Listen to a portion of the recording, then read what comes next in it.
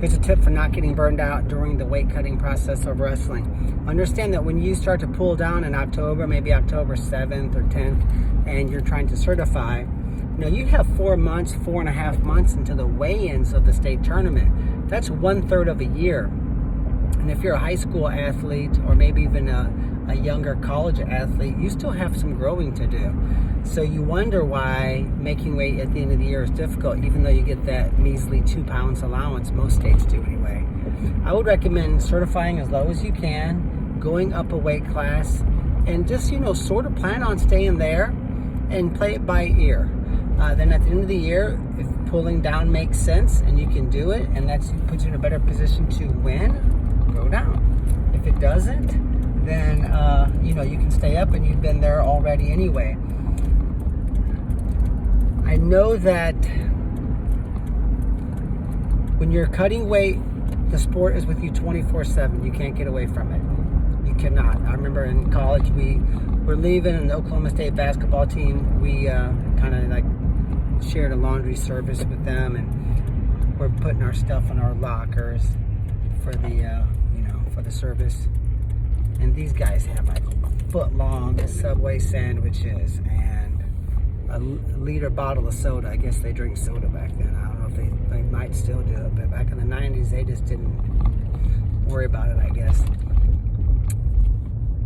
And I remember thinking, if these guys get to leave here, they get to go to the movies with their girlfriend, they get to kind of hang out with the guys.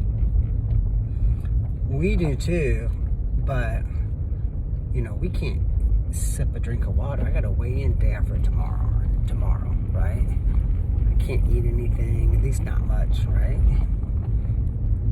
And the sport, it really occurred to me then that once you consider the weight cutting aspect of wrestling, you have to understand that the sport is with you 24/7. So by going up a weight class during the season, you're able to take that element out of the season. And then you say, I'm going down at the last minute.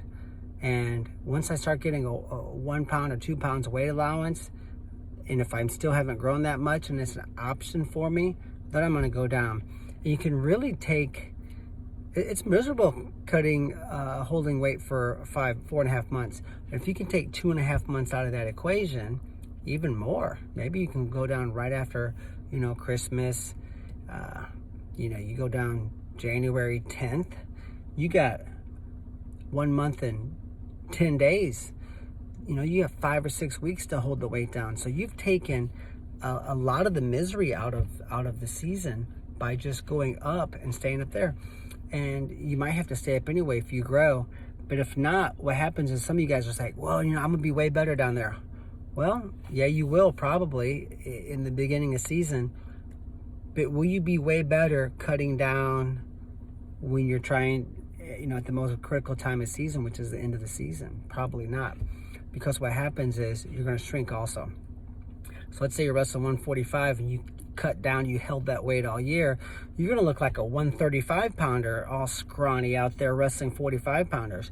What if you stayed up?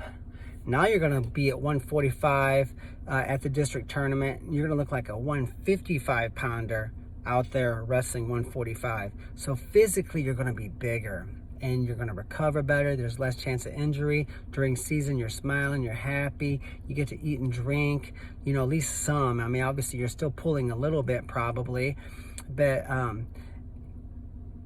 emotionally you're not going to be worn down and beat up either. So start looking at, where will I be better at the end of season? It's if you stay up. Good luck.